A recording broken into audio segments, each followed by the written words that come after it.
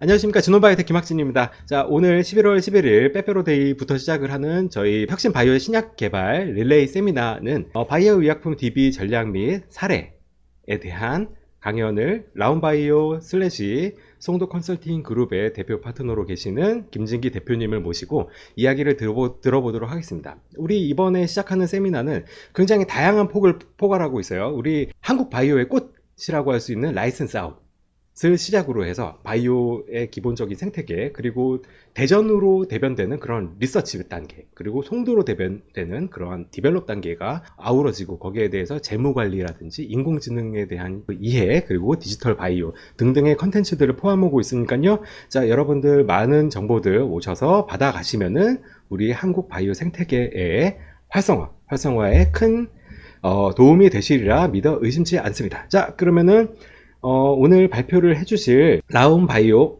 김진기 대표님에 대한 간단한 소개를 드리겠습니다. 워낙 이력서가 빵빵하세요. 그래가지고 주요 되는 것만 소개를 해드릴게요. 베르나 바이오텍의 파트장 하시고, 한미약품의 생산 이사 하시고, 그 다음에 오스템 파마 등등을 거쳐서 현재는 성도 컨설팅 그룹과 라운바이오의 대표를 맡고 계십니다. 자, 연자 소개 드렸고요. 지금부터 마이크를 라운바이오 김진기 대표님께 넘겨드리도록 하겠습니다. 네, 감사합니다. 저 소개받은 라운바이오 김진기 대표입니다. 우리 김학진 대표님 잘 소개해 주셔서 고맙습니다. 저하고 같이 일도 하고 있는 분이라서 잘 소개해 주시겠습니다. 오늘은 바이오약품 비리 전략 및 사례에 대해서 제가 좀 말씀을 드리도록 하겠습니다. 이거는 제가 만든 자료이고, 어디 뭐 나와 있는 내용들을 인용한 것도 좀 있습니다. 그래서 제가 그동안 한 5년 정도 이 바이오텍에 근무하면서 일을 하면서 했던 시장에 대한 개발 사례, 그리고 비즈니스 디벨롭 했던 사례, 그리고 또 관심 있으실 라이센스 아웃에 대한 사례들, 실제 제가 했던 사례, 그리고 현재 있는 사례들에 대해서 말씀을 좀 드리도록 하겠습니다. 제가 하는 일들은 바이오약품 개발 생산이 사실 전문이었습니다. 그리고 신약 개발을 했었고요. 그리고 GMP 공장 건설 프로젝트 했었고, 현재는 CMC 개발이라는 내용들 위주로 컨설팅 관련된 일을 하고 있습니다. 그리고 국내 해외 비즈니스 디벨롭, 그리고 바이오약품에 대한 라이센스 인하웃. 제가 직접 한 것도 있지만 직접적으로 현재도 관련해서 일을 하고 있습니다. 이 슬라이드는 저희 바이오약품 생태계에 대해서 저희 바이오 공방에서 저희가 만든 자료입니다. 이게 어떻게 보면 바이오약품이나 의약품의 전체 생태계에 대해서 이렇게 다이어그램 형태로 만들어 놓은 자료인데요. 아시겠지만 뭐 의약품의 개발이라는 건 처음에 리서치, 디스커버리 단계에서 시작을 하게 되고, 리서치가 끝나면 디벨롭 단계에서 저희가 말하는 CMC, 케미스트리, 매니팩처링 컨트롤이라는 자료를 만들어야 되고, 당연히 프리클리니컬 스터디에 대한 과정을 진행하게 됩니다. 클리니컬 스터디 이후에 저희가 허가 등록에 대한 레지스트레이션 자료와 그리고 실제로 커머셜 생산이 이루어지게 되고, 그에 따라서 세일즈 마케팅이 되고, 사실 또 중요한 중에 하나가 하스피틀이라고 저희가 이렇게 표현을 해두었습니다. 실질적으로 세일즈 마케팅이 되고 의약품이 판매가 되면은 병원에서 메디케이션이 진행이 되고, 거기에 따른 피드백이 다시 산업계로 넘어와서 이런 선순환하는 사이클 구조로 가는 것이 어쩌면 이런 생태계에서 가장 중요한 포인트가 아닐까 생각합니다. 그 실제로 이와 관련해서 지금 현재 조성되고 있는 바이오 인더스트리 파크, 송도나 시흥에 있는 곳이나 기타 곳에 보면은 병원과 연계된 산학, 연병이 연계되어 있는 생태계 구조가 조성이 되고 있습니다. 그리고 저희가 잘 알고 있는 미국 보스턴의 클러스터는 되게 많은 사례 인용이 되고 있는데, 거기도 실제적으로는 핵심적인 것이 병원이 연계되어 있다는 것들입니다. 그래서 저희는 이런 병원이 연계돼서 병원에서 나온 피드백이나 병원에서 나온 개발의 방향들이 다시 산업계로 선순환되는 구조가 중요하다고 저는 생각하고 있습니다.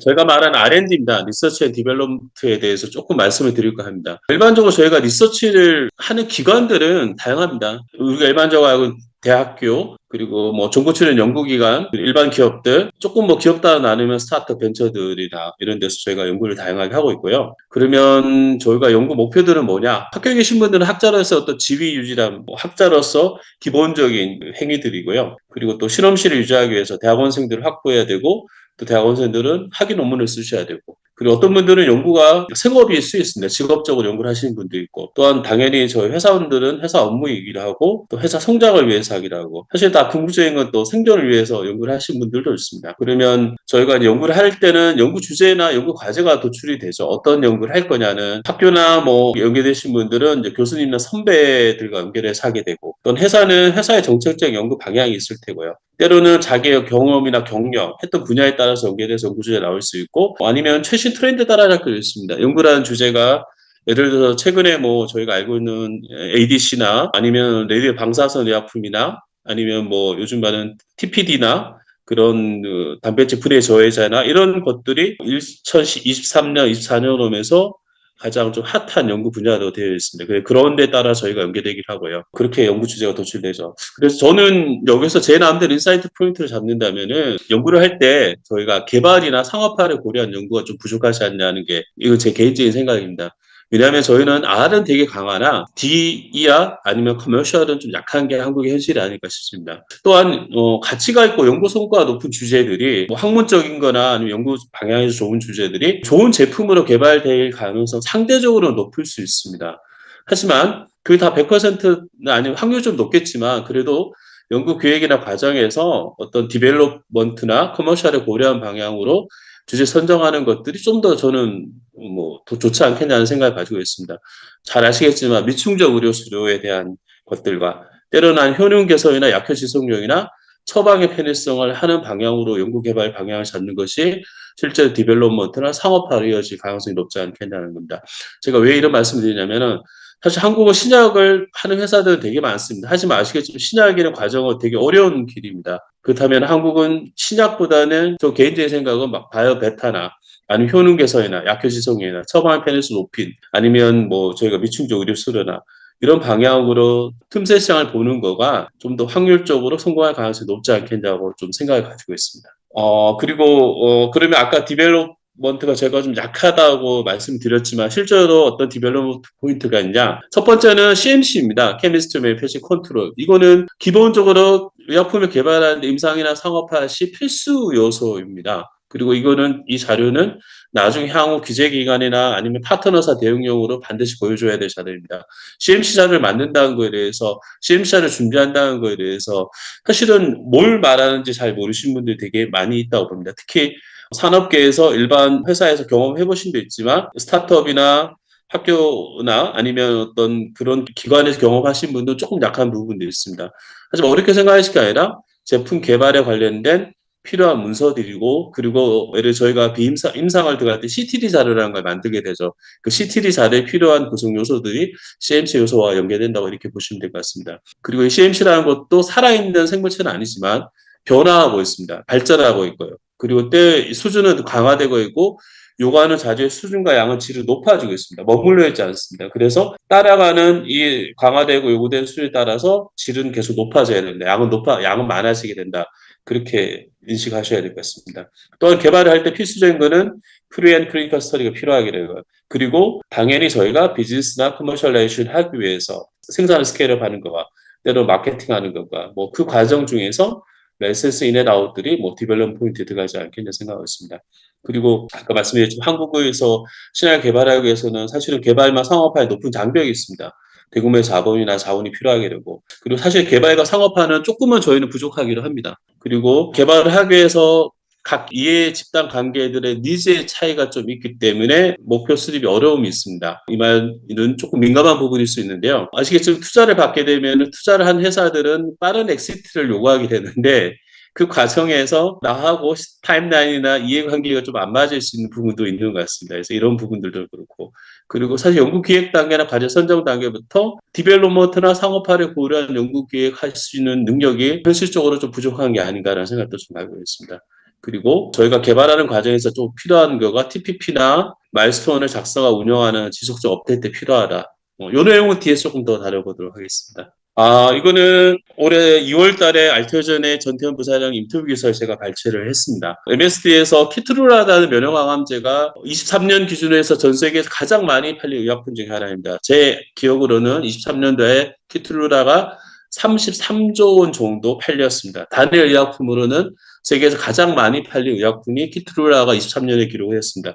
올해에도 예상은 잘은 찾아보지 않았지만 가장 많이 팔리는 전 세계적 의약품이 아닐까 싶습니다. 그래서 그 키트룰라가 현재는 IV 정맥 주사형인데 피하 주사형을 바꿀 때 알테오젠이 가지고 있는 인간 히알루티나제에 대한 기술에 MSD하고 독점, 그 키트룰라에 의한 SC 제형의 기술을 독점하면서 계약이 이루어졌었죠. 아주 큰 라이센스 계약이 이루어졌고 이거는 플랫폼에 대한 기술에 대한 계약이었습니다. 그래서 원래 MSD하고 계약이 맺어져 있었지만 그 계약이 변경이 되고 바뀌게 됐죠. 물론 그 배경에는 여러 가지 내용이 있습니다. 키틀룰라가 28년이면 그 지금 특허가 만료가 됩니다. 그래서 키틀룰라가 새롭게 SC 지형을 바꾸면서 신약의 가치를 부여받아서 시장에서 좀 더 선도하는 위치를 가기 위해서 그런 목적도 좀 있었습니다. 그때 알테오젠 기술이 필요했었고 그 좋은 계약이 맺어졌었죠. 그래서 되게 좋은 모델을 알테오젠 개발하고 있습니다. 그때 부사장님이 전태인 부사장님이 인터뷰했던 건 이렇게 이야기를 했었습니다. 신약 개발은 연구 개발과 상업화는 아니다. 한국의 연구는 잘하지만 개발과 상업화는 엉망이란 말이 있다. 우리는 MS를 혈업으로 개발과 상업화에 가장 많이 배울 수 있고 매뉴얼 익히셨다. 존경스러운 작업이다. 이거 제가 한 말이 아니라 신문기사에 발췌된 내용입니다. 뭐 이렇게 잘 하시는 분도 현재 한국의 실적에 대해서는 이런 표현을 했었습니다. 너무 공감되는 말이었었고요. 그래서 뭐 알테오전은 뭐 다른 관점으로 현재 잘 하고 있는 회사라서 오늘 좀 말씀을 드렸습니다. 아 그리고 지난주 금요일 또 좋은 소식 하나 나왔었죠. 그래서 다이치 산큐가 알겠습니다. ADC라는 항체 이중 항체석화 약물체죠. ADC에서 에노트라는 제품이 있습니다. 다이치 산큐에서 개발하고 어쩌면 에노트 이중항체 아니야. ADC 제품 중에서 에노트 가장 글로벌하게 많이 팔리고 잘 팔린 약 중에 하나인데 그 약물을 현재 정맥 주사에서 IV에서 피하 주사로 바꾸는 그런 제형 개발 기술 관련해서 알테오젠과 독과점 계약을 맺고 토탈 마이스는 3억 불짜리 계약이 맺어지고 다운 페이먼트가 제가 기억한 2천만 불인가 이렇게 들어온 계약이 맺어졌습니다. 그래서 또 금요일날 되게 많은 어떤 주가 상승도 있었었고요. 그래서 ADC까지 이제 피하 주사에 제형을 간다는 건 되게 큰 시그널인 것 같습니다. 그동안 면역 주사제나 나머지 분야에서는 진행이 되고 있었지만 이제 ADC 제품까지도 피하 주사로 바뀌게 되고 또 뭐 단지 상교에서는 이해가 될 어떤 뭐 비즈니스 측면에서 했는지 모르겠지만 그런 것도 되게 좋은 시간이지 않냐. 그래서 정말 플랫폼의 기술에 대해서 기술 이전을 통해서 성과를 이룬 모델은 되게 잘하는 회사이지 않나 싶습니다. 그리고 그게 시장에서 평가를 받고 있습니다. 알테오존이 지금 주식 이야기는 하지 않겠습니다. 하지만 시가총액으로서는 코스닥 시장에서 1등 하는 회사입니다. 시가총액이 23조 정도 됩니다. 오늘 기준으로 23조 5천억 정도 되고 넘버 2 시가총액 나타나는 회사가 에코프로비엠이다. 2차 전지 관련 회사인데 그 회사가 한 15조 정도 됩니다. 그래서 알테오전하고 에코프로비엠은 시가총액으로 한 8조 이상 차이가 나는 겁니다. 엄청나게 이런 기업 가치를 현재 인정을 받고 있습니다. 이건 제가 정리한 내용입니다. 리서치 앤 디벨롭 포인트에서 저희가 함정에 빠질 수 있는 포인트들이 있다라고 생각합니다. 내 기술과 내 연구와 기술은 우수하다. 좋습니다. 자부심과 자존감은 되게 좋은 거라 생각합니다. 하지만 때로는 저희는 제3자를 통한 냉정한 평가를 좀 받아봐야 되지 않겠냐는 생각을 가지고 있습니다. 그리고 한국의 많은 스타트업들이 내세우는 자기 슬로건이라고 해야 될까 아니면 연구의 방향을 보시면은 퍼스트 인 클래스 제품을 하시겠다고 말씀하신 분들이 많습니다. 근데 저는 되게 두려운 말이 퍼스트 인 클래스라는 말을 두려워합니다. 왜냐하면 내가 처음 여기 세계에서 나오는 퍼스트 인 클래스 하려면은 얼마나 많이 어려울까 싶습니다. 사실은 한국에서 제네릭 하나 하기도 되게 어렵거든요. 제네릭의 경구형 우리 말하는 고용제, 내용고용제 제네릭 제품 하나를 뭐 생동성 시험을 하고 해서 제품을 출시하고 마케팅에 판매하기도 어렵습니다. 그렇지만 세계에서 퍼스트 인 클래스 제품을 한다는 것은 되게 어려운 내용인데 그 목표를 내세우시고 하시지만 현실적으로 되게 높은 벽이 있고 또한 부담감과 두려움이 있는 것이 사실인 것 같습니다. 하지만 그래서 조금은 객관적이고 냉정하게 내 기술과 연구에 대해서는 평가하는 과정이 필요하지 않겠냐. 그럼 그 누가 평가할 거냐?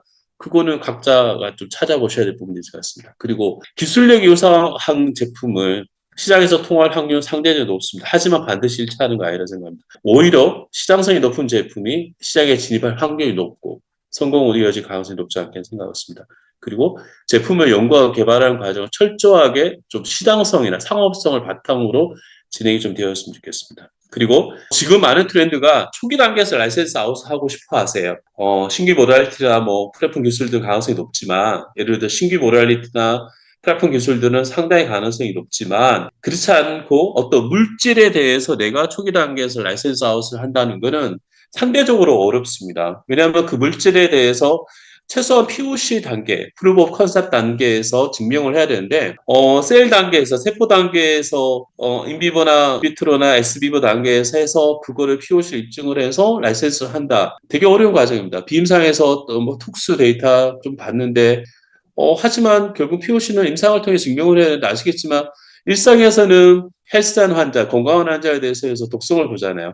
그럼 최소한 이상 2A나 해서 몇 명의 유한 환자들 집단으로 봐야 되는데 그렇지 않은 단계에서 라이센스가 되게 어렵습니다. 확률적으로. 물질에 대해서 하는 거는. 하지만 많은 지금 바이오텍들 회사들이 POC 단계도 거치지 않은 단계에서 셀 단계 POC를 해서 하시려고 하시더라고요. 쉽지는 않습니다. 하지만 그게 불가능하진 않습니다. 실제 사례를 했기 때문에 그런 부분들 좀 고려가 돼야 될 것 같습니다. 그리고 이게 왜 그러냐면 아시겠지만 인플레이션이 되게 몇 년 동안 지속이 되었고 개발 비용이 되게 많이 늘었습니다. 여러 가지 뭐 임상시로 만든 비임상시로 만든 비용, CR 비용들이 상대적으로 많이 높아졌습니다. 그리고 현재 VC에서 한국 그 벤처들, 스타트업들 투자하는 그게 되게 낮아졌죠. 그러다 보니까 또 돈도 받기도 힘들 뿐만 아니라 좀 더 벤처 캐피탈에서는 빠르게 엑시트하기를 요청하는 부분도 좀 있습니다. 그래서 현실적인 요인에 의해서 빠른 라이센스 아웃을 시도하고 희망하는 것들이 작년 올해 와서 좀 더 트렌드화가 되지 않냐고 저는 또 그렇게 보고 있습니다. 이건 제가 했던 사례에 대해서 조금 말씀드리겠습니다. 그래서 저는 신약을 하나 해봤었습니다. 제가 한미약품에서 조금 오래 근무했었고요. 한미에서 2006년에 입사해서 한 14년 조금 안 되게 신약 개발을 업무를 했었습니다. 한미가 바이오포인트 사업부라는 조직이 있고 그 사업부에 창업하는 창립 멤버로 입사를 해서 신약 개발하는 일들을 좀 했었고 라이센스 일도 했었고 공장 건설도 했었는데 제가 신약을 출시했던 약이 놀론티스라는 약입니다. 이건 한국에서 33번째 신약으로 21년 3월에 허가를 받았습니다. 그리고 놀베르라는 제품으로 미국에서는 22년 9월에 허가를 받았습니다. 그 성분명은 에플라페그 GCSF입니다. 이거는 세포화학 독성, 그러니까 항암력부가 하는 환자의 중증 호중구 감소증의 기관 감소입니다. 보통 케미칼 우리가 말하는 그 케모 사이클 상암력부를 하게 되면 환자가 면역력이 떨어지게 됩니다. 호중구가 줄어들게 되는데 그때 저희가 이 로렌티스 주사를 롤베른 주사 노런티 맞게 되면은 호중구를 스티뮬레이팅 시켜줍니다. 그래서 증식을 시켜줘서 빠르게 다음 사이클 돌아갈 수 있도록 면역력을 빨리 올려주게 되고 필요한 다음 케모 사이클 들어갈 수 있도록 만들어주는 약입니다. 그래서 이거는 되게 오래전에 나왔던 약이 그래누라사 GCS로 나왔었고 이건 지속형으로 신약 개발 과정으로 개발한 약입니다. 그래서 여기는 제형에 대한 정보들 뭐 다 나와 있고요. 그래서 사실은 뭐 이런 시리즈 선정, 세이프티 가르선 이런 일들을 제가 개발하면서 했었습니다. 하나의 장표로 하나의 슬라이드 만들어 봤습니다. 실제 개발은 2002년도에 지금 그 경부고속도에 있는 동탄 한미아프 연구센터에서 시작이 연구소에서 2002년에 시작했습니다.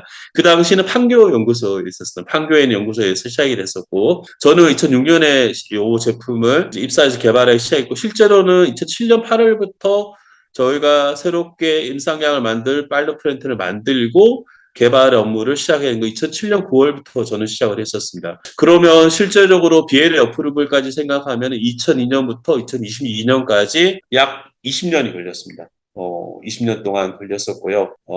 임상 1상은 2009년에 처음에 1상은 USA 코리아에서 시작을 했었고 3상을 마치는 거는 2019년에 5월 달에 최초로 마쳤습니다. 그래서 임상 기간도 1상에서 3상까지 기간을 고려하면 한 10년 정도 소요가 됐습니다. 물론 3상이 조금 늦어진 느낌이 좀 있지만 뭐 그거는 파트너사의 사정이 좀 있었습니다. 파트너사가 스펙트럼이라는 회사였는데 그 회사에서 조금 드라이브가 늦어졌었죠. 2상 끝난 시점에 3상은 좀 늦어진 편이지만 그렇게 했었고요. 그리고 BLA 최초 서미션은 2019년에 일을 했다가 3수 끝에 사실은 통과를 했었습니다. 뭐 여러 가지 내부적인 사정이나 대외적인 환경, 그중에 코로나도 영향을 많이 미쳤습니다. 아시겠지만 21년도, 22년도 코로나 영향으로 실사가 늦어지게 되고 여러 가지 그런 상황이 있어서 늦어지게 됐습니다. 아니었으면 한 2년 정도 당겨줄 수 있었겠죠. 2010년 정도면 받을 수 있어서 2년 늦어졌고요. 그래서 그냥 저는 농전이라고 표현한다. 아주 이거는 긴 여정이지 않냐. 하나의 사례로 이야기되어 있습니다. 신약의 과정을 통해서 드리는 말씀입니다. 네, 그리고 이제부터 비즈니스 디벨롭에 대한 내용을 좀 말씀드리겠습니다. 앞에는 이제 연구 개발이나 디벨롭에 대해서 말씀을 드리고, 그러면 저희가 뭐 일반적 비즈니스 디벨롭이다. 뭐 BD는 뭐냐? 뭐 사실 제가 BD 전문가는 아니지만 BD 관련된 일을 그동안 해왔었고, 그리고 필요한 것들 내용을 알기 때문에 이렇게 내용을 정리해봤습니다. 그러면 저희가 이제 비즈니스 디벨롭이라는 거는 뭐 회사의 제품을 판매하고 뭐 기술을 라이센스하고 여러 가지가 연결되어 있기 때문에 비디락에서 필수 요소들을 먼저 잡아봤습니다. 아까 말씀드린 CMC 디벨롭먼트가 필수입니다. 필수. CMC 자료가 없으면 비디할 때 제가 무슨 자료를 보여주고 그분들 제 기품과 기술을 표현하겠습니까? 그래서 백데이터가 필요하고요. 그런 베이직 데이터가 필요하고 거기에 아이언데이란 자료들 뭐 타에서 드디어 필요한 자료들이 필요합니다. CMC별로 필요하고요. 그 다음에 TPP, 뭐 QTTP, CQA 뭐 이거는 과정 중에 필요하지만 그래도 TPP는 프리-IND 전 단계, 연구개발 단계에서부터 작성을 해나가고 업데이트 해나가셔야 됩니다. 왜냐하면 여기에 내 제품의 개발 방향이 다 녹아 있습니다. 그래서 나는 어떤 의약품을 어떤 효력을 가지고 어떤 유효기한을 가지고 어떤 타겟 대상으로 해서 할 거냐가 나타나야 됩니다. 물론 TPP가 꼭 뭐 양식의 문서지만 그 항목을 채울 수 있으려면은 많은 자료가 필요합니다. 그냥 내가 어떤 효력에 어떤 환자군을 대상할 거냐 쉽게 설명할 수 있겠지만 사실은 뭐 그 개발의 데이터가 없으면 TPP에 설정을 하지 못합니다. 물론 초기에 설정하는 것과 뒤에 설정하는 것들은 좀 다릅니다. 하지만 그래도 TPP를 개발해 나갈 과정이 필요하고 그다음에 QTTP나 CQA는 나중에 저희가 QBD나 이런 과정을 통해서 만들어 가시면 되고 이거는 뭐 조금 천천히 하셔도 될 것 같습니다. 하지만 TPP는 먼저 설정하시기 필요하고 또 저는 마일스톤이라는 거를 되게 중요하다고 생각합니다. 왜냐하면 연구개발의 필수 요소들을 넣고 일정도 놓는데 대부분 이렇게 했습니다. 단계, 항목을 넣으시고 일정을 기록을 하세요. 근데 저는 추가로 뭐가 필요하냐면 소요 자원, 리소스에 대한 내용들도 밑에 저희가 추가로 항을 추가를 해서 추가를 해야 된다. 왜냐하면 저희가 개발하는 거 혼자 하는 게 아니잖아요. 왜냐하면 필요하다면 저희가 사람이 필요하잖아요. 저희 내부 리소스 인력도 늘려야 되고 그러면 그 단계를 수행하기 위해서는 자금도 필요할 테고요. 때로 내가 시설이 없으면 시설이 필요하고 아니면 CRO 여러 가지 연결성이 있는데 그러면 나는 그 개발 단계에서 뭐가 어느 시기에 뭐가 필요한지에 대해서 리소스에 대한 관리가 되게 중요하다고 저는 생각하고 있습니다. 그래서 그 리소스를 엑셀에다가 더 추가를 해서 관리를 하셔야 된답니다. 그래서 그 업무들이 어떤 연결성을 가지냐. 예를 들면 이 업무가 끝날 다음 업무 연결된다. 그런 선행 조건들과 연결성들을 관리를 해야 된답니다. 마일스톤 관리는 일반적으로 우리가 회사 홈페이지나 아니면 회사 IR 자료 한 페이지를 해놓으시는데 뭐 그걸로 계속 관리를 하세요. 하지만 회사 내부에서 보여지지 않는 자료는 그냥 워드나 아니면 엑셀이나 아니면 나머지 우리 프로그램 관리하는 프로그램을 통해서 관리를 좀 하셔야 되고 이거는 전담자를 좀 정해두시고 그리고 지속적으로 업데이트를 하시고 또한 그 자료는 모여서 임원들이나 사장님들이 관리하셔야 되는데 그리고 또 저희가 BD 할 때는 BD 덱이나 IR 덱 비슷한 용어이긴 합니다. 하지만 IR은 투자사나 외부 어떤 나와 파이낸스 연결되신 분한테 많이 하는 거고 BD 덱은 좀 전문적인 또 BD 관련된 분 하는데 비슷한 내용들입니다. 내용 구성 요소들은 뭐 어떤 나의 모든 내용들이 나와 있어야 되고 근데 다만 BD 덱이나 IR 덱을 좀 보면은 객관적인 분석이 좀 부족할 때가 있어요. 무슨 얘기냐면은 그냥 뭐 내가 어떤 걸 하겠다. 시장에서 해외 시장 분석을 많이 해놓으세요. 그럼 해외 시장은 내가 들어가려면은 해외에 개발을 해야 되잖아 시장으로서. 근데 사실 현실적으로 해외 개발하기가 너무 어렵거든요. 근데 그런 내용들을 뭐 예를 들어서 뭐 요즘 비만 치료제 되게 핫하잖아요. 비만 치료에서 한국이 많이 개발하고 계시고 저도 비만 치료 오래 해봤지만 근데 그 글로벌 시장에서 지금 현재 있는 로봇 오리스크나 닐리나 그런 플레이어들과 과연 한국에서 붙어가지고 시장을 뺏어올 수 있는 되게 힘든 시장이거든요. 하지만 그 글로벌에서 뭐 비만 치료 시장 2030년에는 100조 시장까지 커진다. 그러면 실제적으로 한국이 과연 얼마나 시장을 가져올 수 있겠냐는 거죠. 현실적으로. 그렇지만 그 남의 시장이거든요. 현재까지는. 그렇다면 현실적으로 내가 할 수 있는 시장에 대한 분석이나 그 제품 가치 평가가 조금 더 구체적으로 되어야 돼. 하지만 다 그냥 글로벌 시장에서 우리 얼만큼 하고 시장이 얼만큼이니까 나는 몇 프로 하겠다 뜻은 없습니다. 그냥 얼마니까 나는 이 제품 개발하고 있다 나오는 경우들이 많이 있습니다. 그래서 100조 시장이라도 내가 할 수 있는 시장은 가능한 거 100억도 안 될 수 있어요. 우리 능력상. 그러면 난 100억 시장에 100억 매출인 거죠. 100조에 내가 1% 하면 1조입니다. 1% 하기가 얼마나 어렵겠습니까? 그런 내용들이 좀 필요하지 않겠냐 생각하고 있습니다. 네, TPP는 아까 말씀드렸지만 제품 개발에 이용하는 상용화의 도구입니다. 그래서 TPP는 뭐 제품의 개발에 대한 목표에 대한 설정이고 정량적인 측정, 평가 가능한 지표 뭐 이렇게 나와 있습니다. 근데 보통 TPP를 하실 때 하나의 지표만 넣으시는 경우도 있습니다. 하지만 뭐 저는 그렇게 안 하고요. 옵티멀한 이상적인 거, 네, 최적의 값을 넣으시고 필요하다면은 미니만이나 아니면 내가 꼭 달성하고 머스트 프로파일 같은 것들을 좀 넣으셔야 됩니다. 그래서 그리고 말씀드리면 이거는 처음 작성하신 다음에 계속해서 업데이트를 해나가야 되십니다. 다이나믹하게 우리가 계속 관리를 해야 된다. 그리고 실제로 TPP는 FDA에서 가이드라인으로 지정을 해뒀습니다. 2007년에 FDA에서 가이드라인입니다.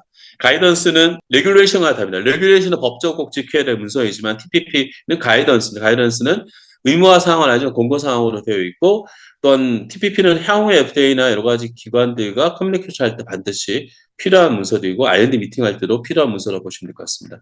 그래서 이렇게 저희가 TPP 가이던스 2007년 제정된 것들이 나와 있습니다. 그래서 주요한 타겟 프로덕트 프로파일에 대해서 인디케이션, UCC, 뭐 도시 어르미 이런 내용들로 항을 구성을 하고 이거는 각자 어떤 양식을 만드시고 거기에 내용을 넣으시고 또는 내가 경쟁 약물이나 아니면 개발하고자 하는 희망하는 약물에 대한 피를 다 정리해 주시고 왜냐하면 이건 설명서에 나와 있는 내용이 결국 TPP는 향후에 저희가 인서트, 성일명서에 연결되는 부분이기 때문에 그렇게 연결해서 하시면 되지 않을까 싶습니다. 그리고 얘는 이 관련된 자료는 KFRM이라는 우리 그 첨단 재생 어디에서 최병희 교수님 강의 자료가 되게 잘 나와 있습니다. 그래서 그런 자료는 좀 찾아서 보시면은 많이 도움이 될 것 같습니다. 네, 그리고 TPP는 연구계획 수립 단계에서 프로젝트 플래닝이 필요하고 허가 그리고 뭐 여러 논의 과정이 필요하다고 아까 말씀드렸고 최종으로 제품 사용 설명서가 된다 이렇게 말씀드려서 넘어갔습니다. 그리고 아까 말씀 관리는 아까 말씀을 드렸습니다. TPP를 바탕으로 한 말씀을 작성하셔야 됩니다. 말씀은 당연히 달성 기간에 대한 내용들 그리고 아까 말씀 리소스에 대한 관리 내용들이 반드시 필요하다고 생각합니다. 실제로 저도 전 직장에서 이 마일스톤 관리하는 일을 제가 몇 년 동안 했었습니다.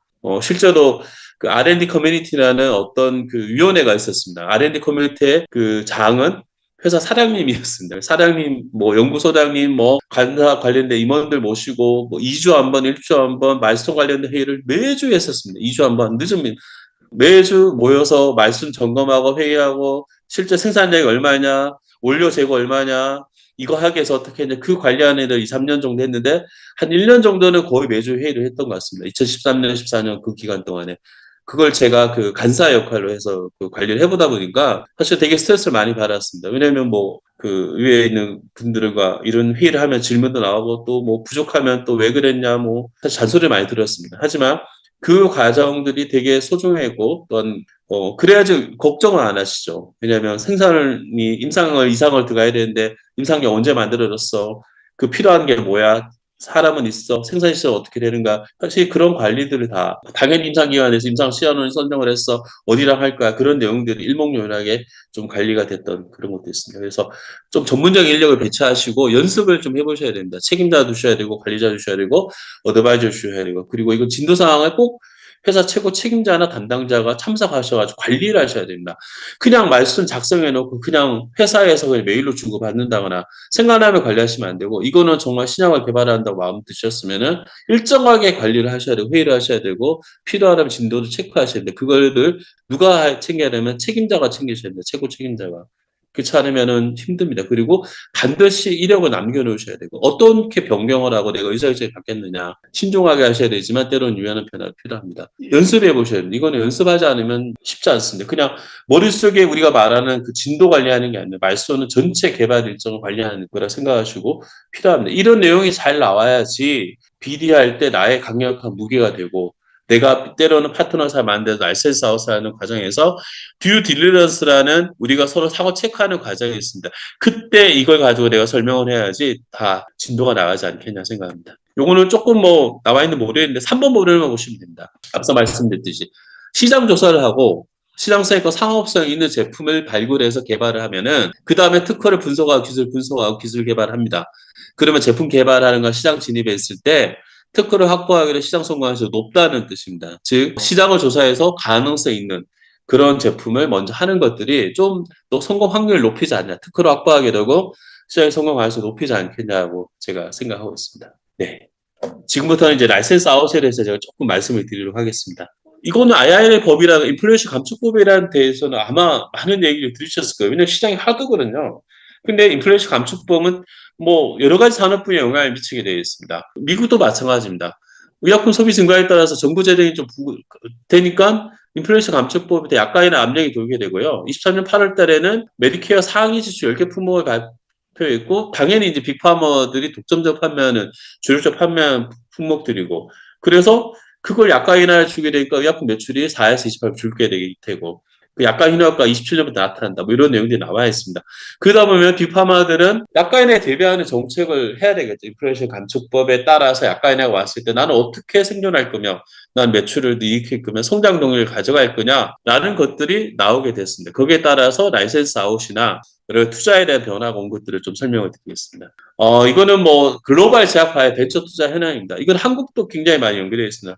작년 데이터긴 하지만 데이터를 보면 20년, 21년도는 뭐 투자가 되게 많이 일어났죠. 그때 코로나 전국에 있습니다. 한국도 마찬가지입니다. 그러다가 22년, 23년 코로나가 잠잠해지면서부터 투자는 많이 줄어들게 되고, 물론 코로나 이전과 비교했을 때 비슷한 수치의 투자가 진행이 되고 있습니다. 그리고 IPO 현황. 마찬가지 20년, 21년대 글로벌에서 IPO, 제약 바이오 기업도 IPO는 되게 많이 호황을 이뤘었죠. 근데 22년, 23년도 줄어드는 경향을 보이고 있습니다.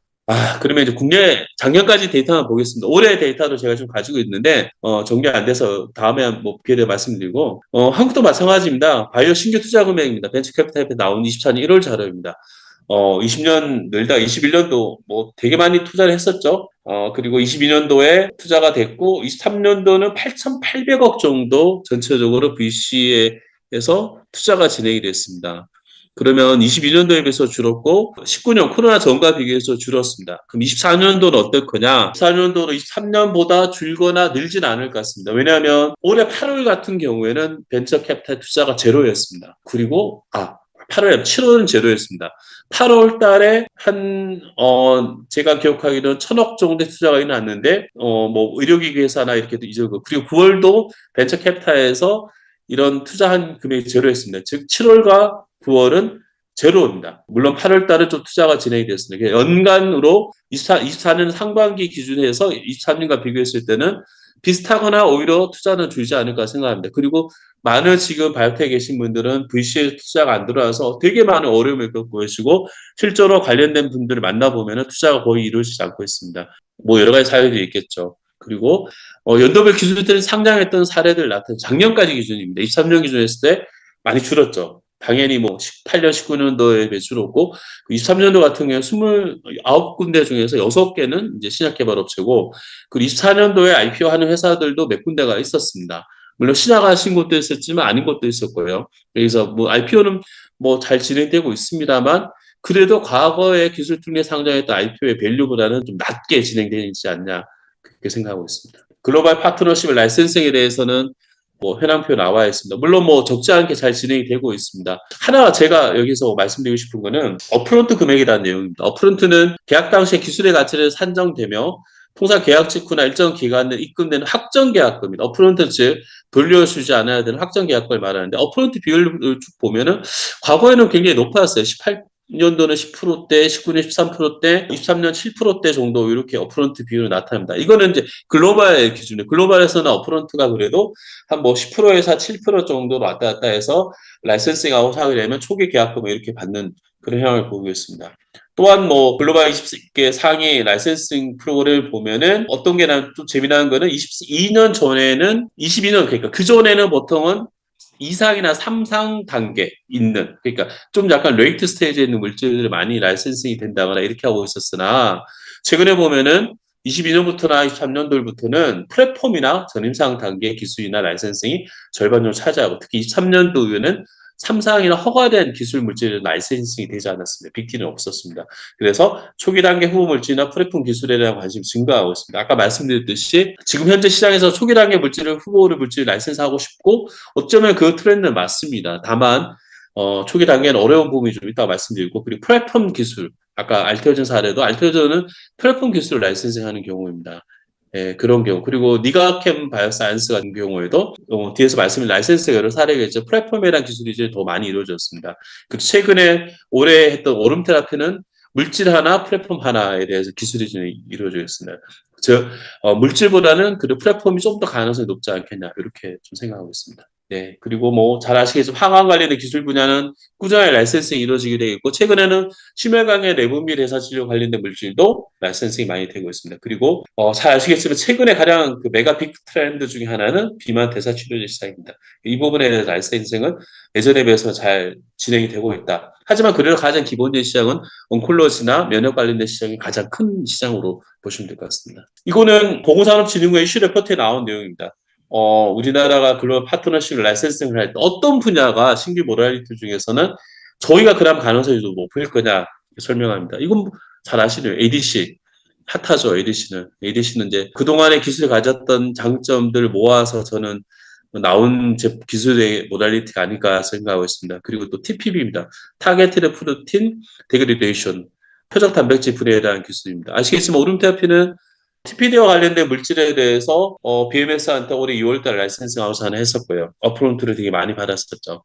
그리고 DAC라는 기술을 가지고 있습니다. ADC와 접목된 TPD 기술을 가지고서 그 플랫폼을 가지고 얼마 전에도 8월 달인가도 라이센싱 아웃 하나 했습니다. 그래서 오름테라피는 아마 조금 늦어졌지만 제가 올해 안에 상장 IPO를 하는 걸로 그렇게 알고 있습니다.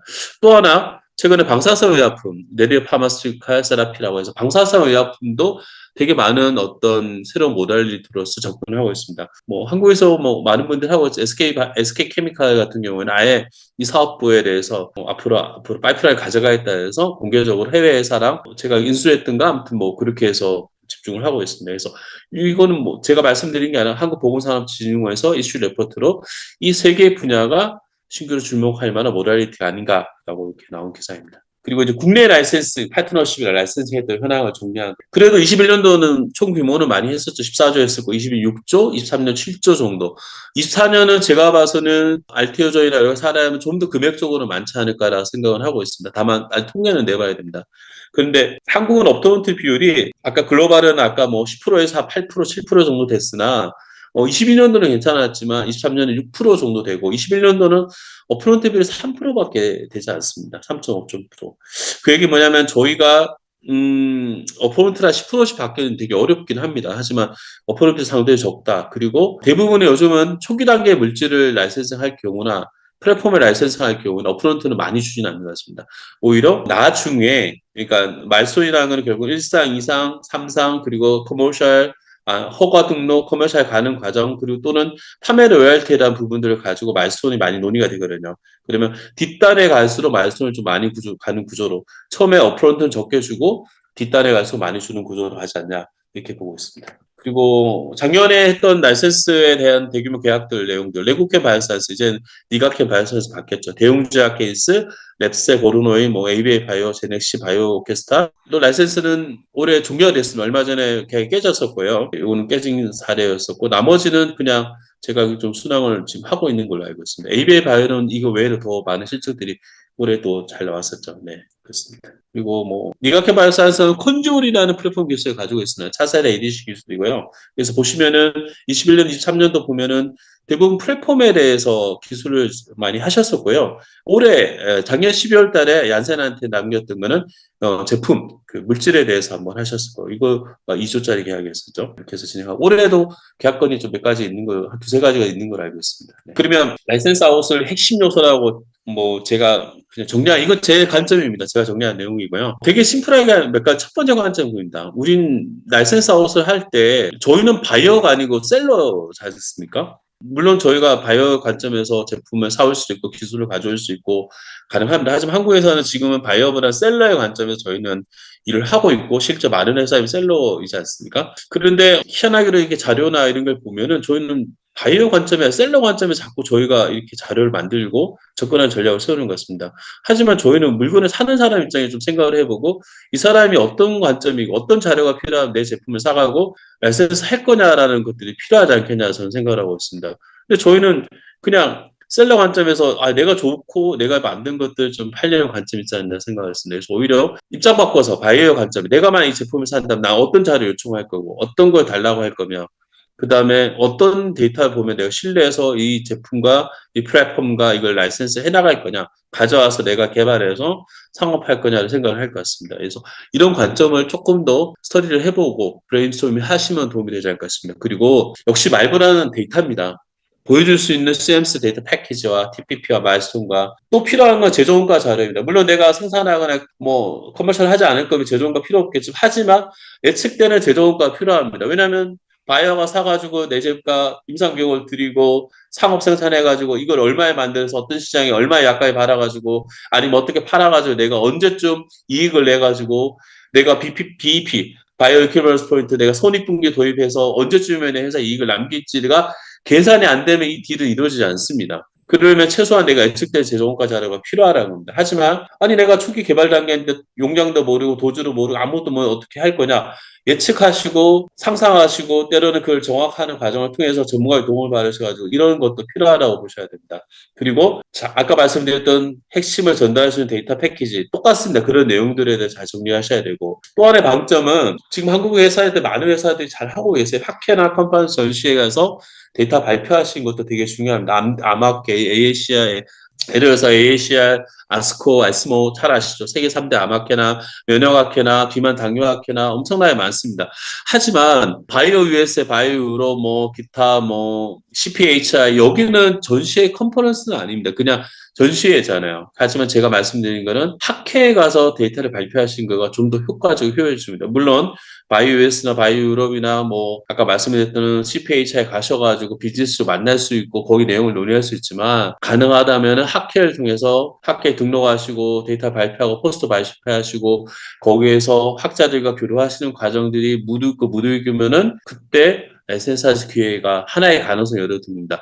다양하게 라이센스를 하기 위한 접근법 중 하나 저는 학회에 참석하시라고 좀 말씀을 드리고 싶습니다. 왜냐하면 실제로 제가 근무했던 전 회사는 이 학회 참석을 통해서 되게 많은 연결고리가 생겼었습니다. 쉽지는 않습니다. 왜냐하면 양성하셔야 되고 나가셔야 되고 그 컨퍼런스 발표하기 위해서 포스터를 만드시려면 데이터가 필요하지 않습니까? 그런 과정이 좀 필요하다고 말씀드려요.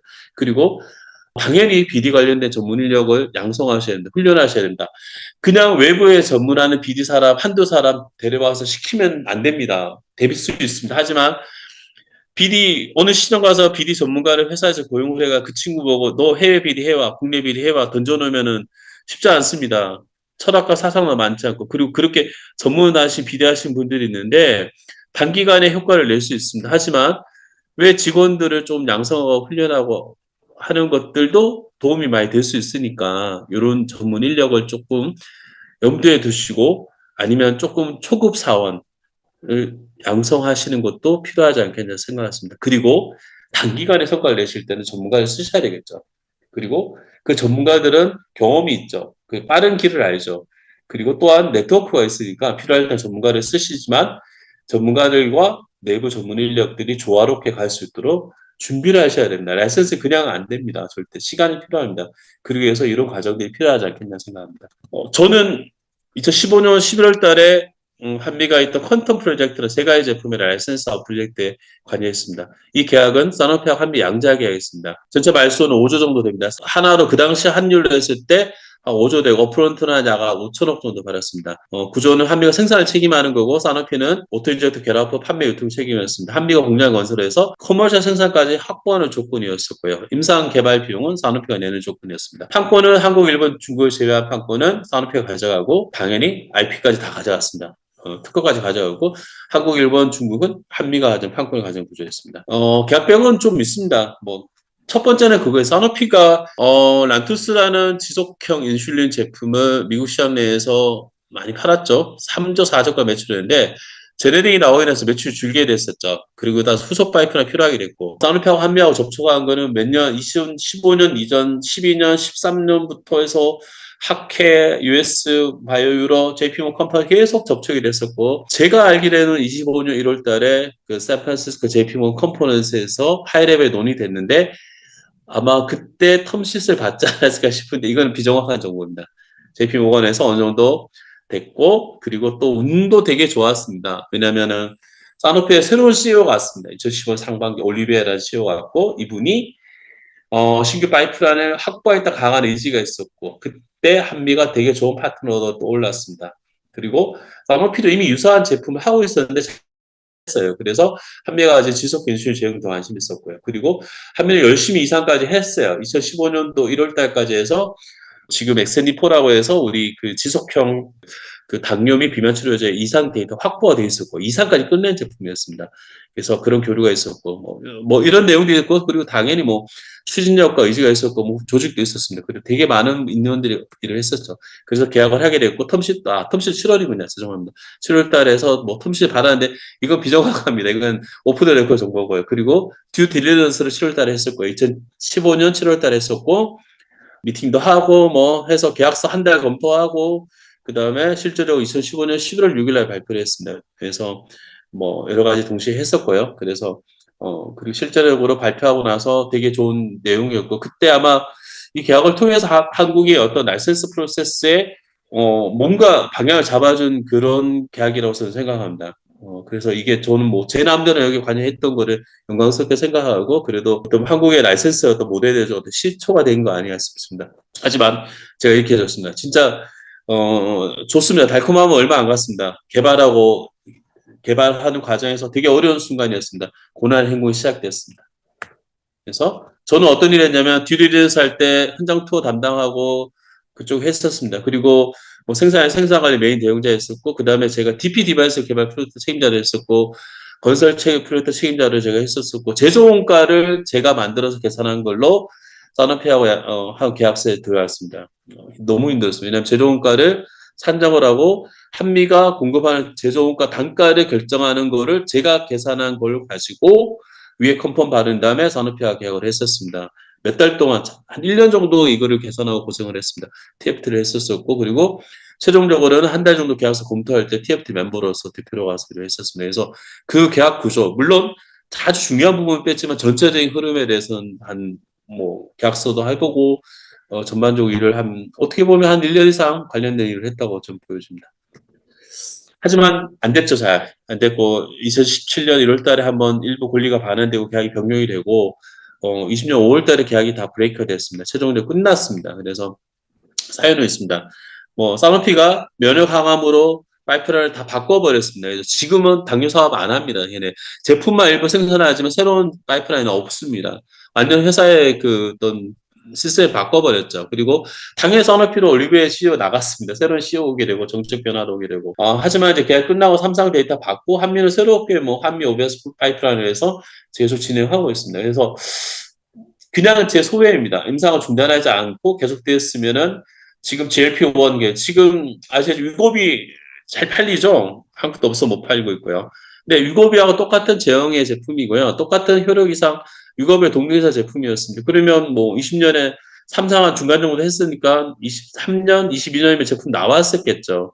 그랬으면은 뭐 시장에서 어떻게 됐을까라고 생각하고 있습니다. 가격하고 효능에 대해서는 전혀 되지 않다 자신할 수 있습니다. 그리고 한미는 일단 공장을 가지고 있었습니다. 1년에 5천만 도스 정도 이상 할 수 있는 공장을 평택에다 만들어 놨거든요. 글로벌 사이트 인정도 가능하고 이미 한미는 뭐 미국 FDA 허가까지 받았으니까 시스템도 가지고 있게 되죠. 제품도 있었죠. 그랬으면은 어쩌면 뭐 그냥 결과론적인 이야기입니다. 이거 제품이 되게 시장에서 좋은 기회가 있지 않을까. 하지만 지금은 뭐 한국형 비만 치료를 다시 삼상을 하고 있지만 그때 이 하나로 살아있었으면 사노피한테 도움되고 저희도 도움되고 어쩌면 되게 글로벌 매출 제품을 생산해서 매출내는 좋은 제품이 되지 않을까 싶은데 좀 안타깝습니다. 그래서 어쩔 수 없죠. 뭐 지나간 일입니다. 네, 그래서 한면 새롭게 이런 호프 프로젝트를 하고 이렇게 열심히 잘 하고 있습니다. 그래서 자꾸 전 회사 얘기해서 그렇지만 여기 보시면은 지난주에 아마 그 당뇨 마켓 때 발표했던 내용 중에 하나가 이겁니다. 이게 제가 왜 이거 인사이트를 드리려고 이게 뭐 이 회사가 뭘 하고 있다 뭐 이런 거를 말씀드리려고 하는 게 아니라 이 5개의 내용들 나와 있는 제품에 대한 개념은 2010년부터 저희가 2009년부터 실질적으로 당뇨병 그 GLP-1 계열 약물하고 그다음에 OBS 관련된 제품을 제가 개발했습니다. 2009년도에 처음 연구자 기술 이전 받아가지고 제품을 생산하는 일을 제가 했었거든요. 펩타이드를 갖다 롱앤튼을 만드는 거였는데 그러면 다른 회사들에 비해서 14년, 15년 업력이 쌓였죠. 그러다 보니까 많은 어떤 거기 시행착오를 겪어가지고 이 5가지 제품의 파이프라인을 가져가겠다고 해서 가져놓은 겁니다. 여기 많은 인사이트가 들어있고 많은 내용이 들어있습니다. 그래서 이 내용에 따라서 당뇨약하고 비만약 개발하시면 비만약 개발하면 잘 될 수 있는 거죠. 그만큼 이게 십몇 년의 노하우가 묻어있는 파이프라인인데 요번에 가운데에 있는 undisclosed 파이프라인 이건 지금 업데이트 돼야 되겠죠. 체중 감량에서 나타난 근소실을 방지할 수 신견의 비만 치료 이번에 발표했습니다. 지난주에 비만학회 발표했었고 처음 되는 모랄리티 모레큐리 나오지 않을까 싶습니다. 근데 아시겠지만 비만 치료제가 GLP-1 계열 약물은 부작용이 있습니다. 뭐 당연히 뭐 요요현상 부작용이보다 뭐 여러 가지 뭐 오심과 구토 뭐 헛구역질 배부름 뭐 여러 가지가 있는데 그 중에 하나 근소실도 같이 옵니다. 살 빠지면서 근도 빠지거든요. 오히려 근소실이 되게 높습니다. 그러면 체지방만 빠지는 게 아니라 근소실을 같이 오는데 그러면 체중은 빠지지만 체지방을 근소실이 덜 빠지는 약을 개발하는 새로운 개념의 모레큐를 만들어서 새로운 파이프라인을 만든다는 거죠. 그러면은 두 가지가 있습니다. 발표했던 내용을 보면은 단독약품으로 단독 투여를 개발하거나 아니면 때로는 비만 치료자 병용 투여를 할 거냐. 그거가 어디냐면 옆에 있는 GLP, GIP, GC 세 가지 모레큐라고 해서 같이 병용 투여를 할 거냐 아니면 단독 투여를 할 거냐 이렇게 나옵니다. 그래서 GLP, GIP, GC 세 가지 이 펩타이드 합성된 거를 가지고 새로운 베스트 인 클래스 체중 감량 효과의 물질을 하지 않겠냐고 생각하고 있습니다. 그래서 보시면은 베스트 인 클래스 말을 쓰죠. 베스트 인 클래스. 왜냐하면 퍼스트 인 클래스 말 잘 안 씁니다. 아까 말씀드렸듯이. 왜냐하면 한미는 기본적인 제품 개발의 방향은 베스트 인 클래스 제품이었습니다. 왜냐하면 신약의 퍼스트 인 클래스 어렵다는 걸 알기 때문에 처음에 신약 개발할 때부터 해서 모토와 전략은 지속형을 하자. 베스트 인 클래스 제품을 하자. 물론 퍼스트 인 클래스 하고 싶었지만 되게 현실적으로 베스트 인 클래스 제품을 하자라고 해서 방향을 잡고 파이프라인을 많이 개발했습니다. 물론 신약 지금 아까 옆에 말씀 체중 감량 근소실 방지할 수 있는 신경의 비만 치료제 같은 게 베스트 인 클래스, 퍼스트 인 클래스 될 수 있겠지만 알 수 없습니다. 어떻게 될지. 그렇지만 이런 것들을 하고 있다. 이렇게 좀 보시면 될 것 같습니다. 발표 잘 들었습니다, 대표님. 일단 제가 이제 대표님 발표를 들으면서 들었었던 생각을 한마디로 요약을 해볼게요. 이거 약간 일상적으로 이제 이쪽에선 쓰는 얘기인데, 만드는 네. 건 기술이지만 파는 게 예술이다 라는 말이 있는데, 이 BD 분야에서 라이센스 아웃을 목적으로 할 때 그 BD가 결국은 그렇지 않나 생각이 듭니다. 보니까 그 어떤 논문이라든지 다양한 연구 트렌드 이런 것들을 맞춰서 뭔가 개발을 하고 하는 것들이 있지만, 네. 그것을 실질적으로 바이어 관점, 아까 이제 대표님도 말씀하셨던 우리는 셀러고 결국은 바이어한테 마음에 들어야 되지, 그래야지 비즈니스 딜이 만들어지는 거니까요. 그런 측면에서 그쵸. 봤을 때 그 소위 말해서 신약 개발하는 회사나 기관 등등에서 고려해야 될 사항이 진짜 한두 가지가 아니구나 이런 생각이 들었었습니다. 네, 네, 네. 특히나 그 기업, 그러니까 경영 현장에서 이제 늘상적으로 하는 얘기지만, 기업 대표가 모르면, 그 해당 내용에 대해서 모르면 알 때까지 고난의 행군을 하는 경우가 있거든요. 예를 들어서 CMC를 모르면 그걸 알 때까지 지출이 된다든지 뭐 사람이 빠져나간다든지 이런 경우가 워낙 있어서, 네. 예, 그런 점들이 있었는데, 여쭤보고 싶은 거는 이제 우리가 보통 신약 개발에서 라이센스 아웃을 할 때 POC 네. 단계로는 안 된다 이렇게 말씀을 주셨지 않습니까? 아니요, 아니요. 안 되는 건 아닌데 네. 어렵다는 거죠. 안 되는 건 아니죠. 어렵다라는 측면에서 어렵다는 거죠. 그러니까 제가 말씀드리는 건 안 되는 건 없습니다. 음. 그 실제로 된 사례도 있습니다. 먼저 말씀하시면 제가 답 드릴게요. 네. 네, 그런 단계가 있는데 그 최소한의 라이센스 아웃, 그러니까 라이센스 아웃을 위한 최소한의 어떤 POC를 생각해 보자면 인비보 마우스 정도가 될까요? 하는 게 일단 제일 궁금한 점입니다. 아니 근데 생각해 보세요. 대표님이 제품을 만약에 사시고 싶으세요. 근데 마우스 안에서 한 거 가지고 사시고 싶으시겠어요? 아니, 별로 안 사고 싶을 것 같아요. 안 사고 싶을 것 같죠. 네, 적어도 네, 제가 하나 사례를 말씀드리면 그렇죠. 예, 예. 그러니까 입장 바꿔 생각하면은 바이오 관점이라면 그렇지 않겠어요. 근데 하나 제가 말씀을 드리면 두 가지 사례가 있어요. 하나 이제 여기 제가 지금 띄웠는 화면 공유되는지 모르겠는데 노벨티노 빌리티라는 회사가 있는데요. 여기 대표님을 한번 뵌 적이 있어요. 물론 강연에서 뵀는데 이 케이스도 있어요. 여기는 논문 3개 가지고 라이센스 아웃 하셨어요. 아니, 논문 3개. 전략이 퍼스트 인 클래스인가요, 그러면? 퍼스트 인 클래스인데 항체 쪽이었는데요. 네.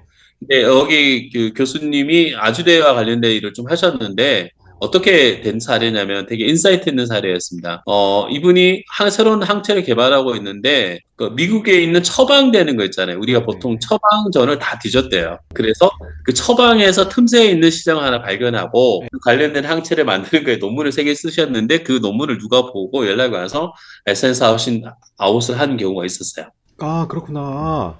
노벨티, 네. 저기 박상규 교수님 박상기 교수님인가? 네. 그래서 아, 그분이 박 교수님 그런 식으로 말하기를 자기는 뭐 POC도 없었고 뭐 비임상도 없었고 논문 3개 쓰고 라이센스 아웃 했는데 그게 논문 3개가 좋았다는 뜻이 아니라 그 언맨 니드 미충족 의료 네. 수요가 있는 부분을 네. 처방을 분석을 해가지고 거기서 찾으신 거예요. 와, 그러면 빅데이터에 기반한 소비자 니즈에 맞는 것을 맞습니다. 개발 그래서 단계에서부터 어느 스타트를 처방이 하신 거네요. 여기에서 맞습니다. 그렇게 해서 했기 때문에 이렇게 하신 경우도 있고요. 그 다음에 지노말 컴퍼니라고 올해 5월 달인가 네. 스위스에 있는 파트너사랑 네.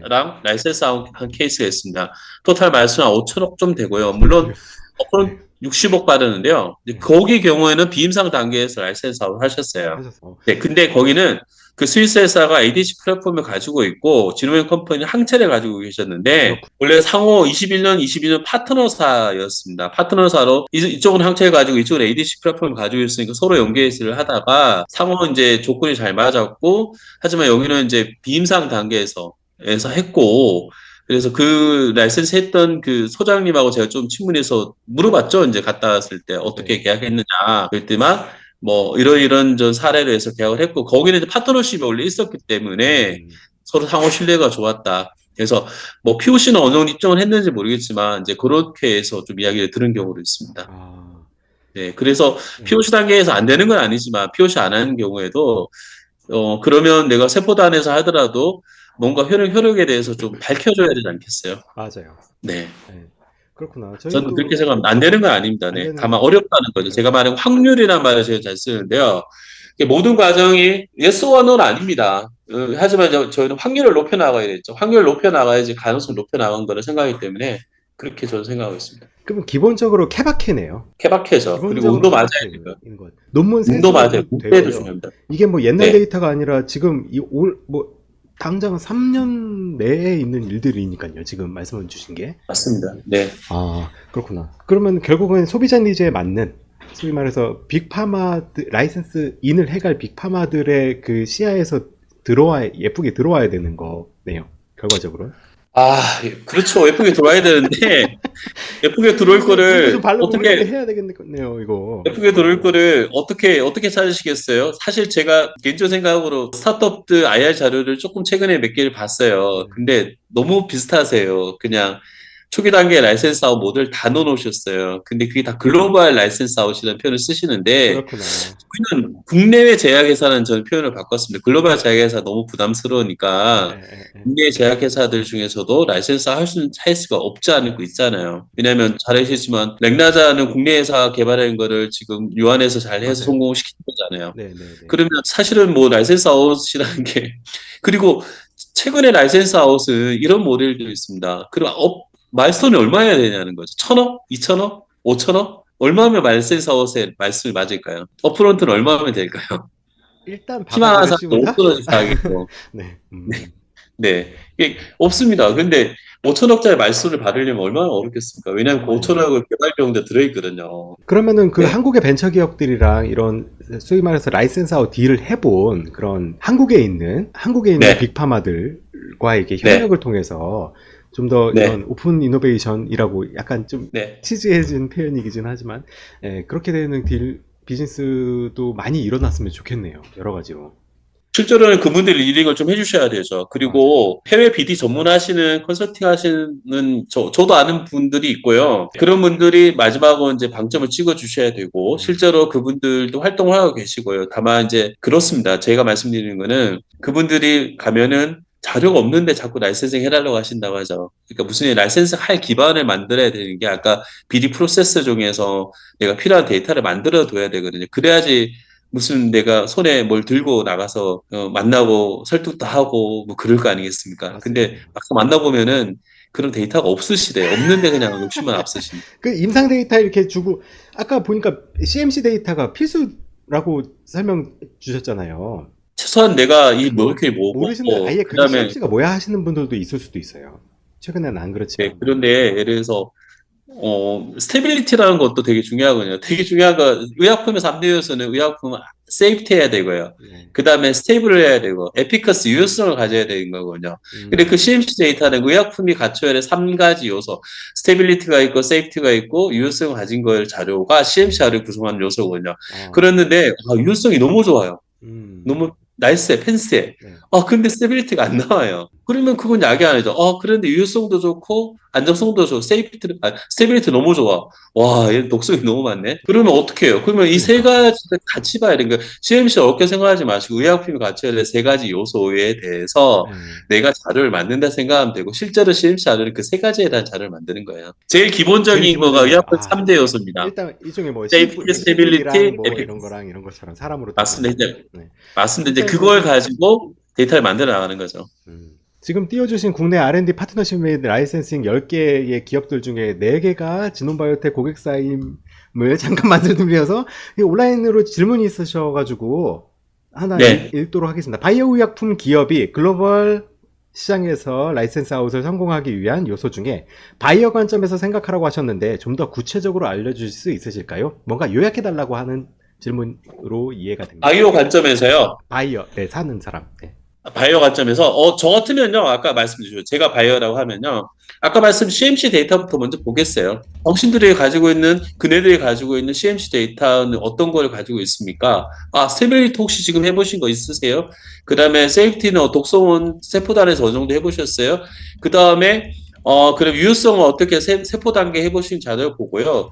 그 다음에는 이게 생산이 가능한지 저는 검토해 볼 것 같아요. 거기다 생산. 생산 단가까지 들어가면 더 좋고요. 맞습니다. 생산 단가도 한번 예측을 해보고 그 다음에 중요한 거는 생산을 누가 할 거냐. 생산하기가 쉽냐 어렵냐. 왜냐하면 저희는 생산을 할 수 있는 시설 가진 회사가 많지 않아요. 글로벌 단에서. 그렇구나. 예를 들어서 삼성바이오로이스는 CMO에서 합니다. 그건 착각하시면 안 되고요. 셀트리온 정도도 자기네 제품 외에 나머지 하긴 어려울 거예요, 캐파가. 셀트리온 생산 캐파 얼마 안 큽니다, 생각보다. 그러면 삼성바이오로이스 있지만 거기 CMO 회사예요, CDMO 회사. 근데 삼성이 맡기면 잘해주지만 돈이 비싸잖아요. 그러면 자체적으로 생산할 수 있어서는 파트너사 입장에서 자기가 해주는 남이 해주는 해야 되잖아요. 생산이 잘 되느냐. 그 다음에 중요한 건 그거예요. 저는 그게 생산이 잘 되느냐. 그리고 아까 세 가지 말했던 자료를 잘 갖추고 있느냐. 그 다음에 같이 개발할 수 있는 파트너십을 가지고 있느냐. 왜냐 아까 말씀드렸죠. 계약하는 순간 고난의 행군의 시작입니다. 왜냐하면 일정하게 내가 무슨 자료를 만들어주고 개발을 해줘야 됩니다. 왜냐하면 그네들이 다 가져서 하는 게 아니라 일정한 부분은 파트너사가 바이어 아니 셀러가 제품 제공을 해줘야 되거든요. 아니면 완전 그냥 뚝 떨어지는 게 아니네요. 그냥 업프론트 받고 같이 하자라는 의미. 그 부분이 그렇습니다. 그렇구나. 근데 예를 들어서 플랫폼을 팔아버리면 괜찮아요. 플랫폼 예를 들어서 네. 알테오젠 같이 플랫폼을 팔아버렸어요. 네. 팔고 그 대신에 히알루디아젠은 알테오젠 공급을 해줘야 돼요. 인간 히알루디아젠은. 왜냐하면 그게 제형할 때 같이 들어가서 피하 주사를 만들어줘요. 그런 경우면 되게 간단하면 알테오젠 히알루디아젠 CMC 하려면 열심히 만들면 돼요. 알테오젠이 굉장히 스마트했네요. 그러니까 그 모델이 되게 좋은 거죠. 그러니까 막히네. 박순재 대표님의 비즈니스 모델은 되게 좋고요. 그러니까 알테오젠이 지금 승승장구할 수 있는 거죠. 그리고 그 제품별로 해서 독과점 단독 계약을 해버리잖아요. 그리고 전체를 안 줘요. 그러니까 가능을 계속 열어두면서 비즈니스 하시는 거예요. 그러니까 아까 말했듯이 에너투에 대해서 다이치 상표한테 팔고 BMS한테 키트를 팔고 다른 빅파마들의 모레큘도 SC 가고 싶으면 알테오젠 안 사갈 수 없게 만드는 거예요. 그러네요. 이제 시작일 수도 그리고 있겠네요. 나는 CMC는 히아로 디아즈만 하면 돼. 나머지 CMC는 걔네가 다 하고 생산도 부쪽이 다 하는 거. 너무 좋잖아요. 너무 좋네요. 그런 모델을 만들기 쉽지 않죠. 일단 질문에 대한 답변은 CMC 스테빌리티, 세이프티, 독성, 유효성, 생산 가능 여부, 단가 포함해서 누가 생산할 거냐도 고려해야 되고요. 같이 개발할 파트너사를 갖추고 있느냐. 라이센스 딜이 이루어진 다음부터 실질적으로 이루어지는 비즈니스가 굉장히 많다라는 것도 이번에 알게 되었습니다. 채팅창에 두 번째 질문 하나 하겠습니다. 멋진 강의 잘 들었습니다. 묘하게 아주 이해가 잘 되네요. 고맙습니다. 네. 아주 흥미로운 발표 내용입니다. 이제 벤처를 시작한 지 얼마 되지 않았습니다. 완전 먼 길을 가야 하는 것을 잘 알고 있기는 한데 그럼에도 불구하고 아주 도움이 되는 것은 감사합니다. 바이오웨이 웨이브 박순희입니다. 질문이 아니에요. 감사 글이었습니다. 감사합니다. 농전입니다. 농전이 아주 긴 여정을 가셔야 응원하겠습니다. 네. 하고 혹시 아까 이제 미국의 IRS 이런 것도 내용이 나왔는데 한 며칠 전에 이제 트럼프가 됐지 않습니까? 네. 혹시 어떻게 보십니까? 아시겠지만 바이오 헬스케어 산업은 트럼프가 돼도 큰 영향을 받지 않을 것 같습니다. 그냥 전체적인 경제에 영향이 있을 뿐이지 트럼프는 이쪽에 별로 관심 없는 것 같더라고요. 예, 이쪽 바이오 헬스케어 산업 쪽 별로 관심 없는 것 같아서 저는 개인적으로 큰 영향 없지 않을까 싶습니다. 다만 한국은 이제 환율에 대한 영향성이 너무 커졌잖아요.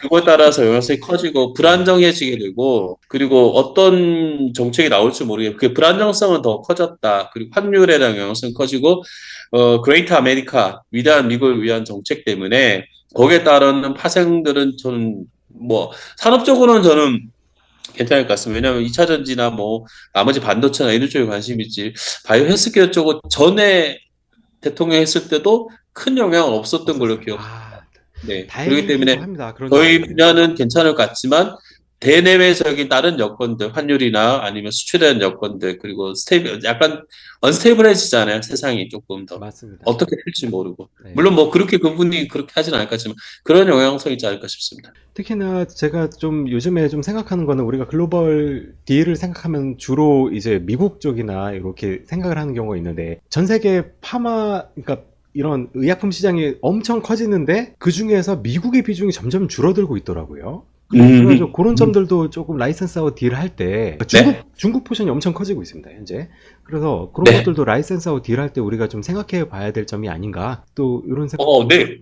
그건 좀 잠깐 말씀드리면요. 네. 미국은 약가가 자연스럽게 계속 인하되고 있어요. 그리고 이렇게 보시면 돼요. 그 지금 위고비가 네. 왜 위고비가 지금 우리 쌤하고는 위고비가 지금 이제 한국에 출시되면서 되게 재미난 내용이 있었어요. 위고비가 그러면 우리는 소비자가가 얼마냐 정해지지 않았습니다. 80만에서 100만 원, 120만 원 이렇게 합니다. 그러니까 한 달 처방 기준입니다. 그럼 일주일에 4번, 일주일에 한 번 4번 기준에서 한국 한 80만 원 정도니까 아이고. 일주일에 20만 원 정도 돼요. 근데 어떤 기사가 나왔냐면은 노보 노디스크에서 도매상 있잖아요. 우리 중간 도매상한테 네. 얼마에 뿌렸? 39만 원에 뿌렸어요. 그 아니, 기사가 나왔어요. 너무 많이. 그러면 실제로 도매상에서 크리넥에 팔고 크리넥의 닥터들이 얼마 가져가냐면 거의 더블을 가져가는 구조가 되잖아요. 네. 그런데 미국에서는 그게 소비자가가 180만 원 정도 했어요. 한국의 2배. 근데 일본하고 독일은 한국보다 좀 싸거나 비슷한 가격대입니다. 그러면 어디다 약을 팔아야 될까요? 그 미국에다 미국에 먼저 팔아야죠. 네. 푼 거예요. 아, 노보에서는 많이 남는데 풀 거 아니겠어요? 맞아요. 근데 그 위고비 단가가 인하되고 있어요, 지금. 180, 190에서 150, 160 떨어졌어요. 아마 왜? 좀. 자연스럽게 풀리면서. 그냥 그렇게, 왜냐면 걔는 아시겠죠? 보험회사가 정하잖아요, 맞아요. 걔네들은. 네, 그런 구조이기 때문에 점점 떨어지니까 매출이 주는 것처럼 보이는 겁니다. 판매량이 준 건 아닙니다. 어쨌든 기본적으로 미국이네요. 여러 가지로. 맞습니다. 미국 시장 갈 수밖에 없어요. 왜냐하면 제가 아까 말씀드렸던 놀론티스라는 호중구 감소제 치료제가 한국의 보험약가가 60만 원 후반인가 70만 원 초반입니다. 음. 근데 미국에서는 4,000불에 팔리거든요. 원도수에 500만 원, 600만 원에 팔리는데 한국에서는 보험약가에서 70만 원 받는데 네. 어디다 팔아야 되겠어요? 미국에 팔아야죠. 그렇습니다. 그러네요. 그렇게 차이나 그 제품 같은 경우는. 네. 인사이트를 주셔서 감사합니다. 여러분들이 이제 많은 분들이 좋아요도 눌러주시고 또 이런 이제 감사의 글도 남기주셨습니다. 오늘 발표를 네. 주신 라운바이오 김진기 대표님께 다시 한번 감사의 인사를 드리겠습니다. 네, 네, 감사합니다. 그리고, 고생하셨습니다. 네네네. 네. 제가 아까 잠깐 말씀드렸지만, 네.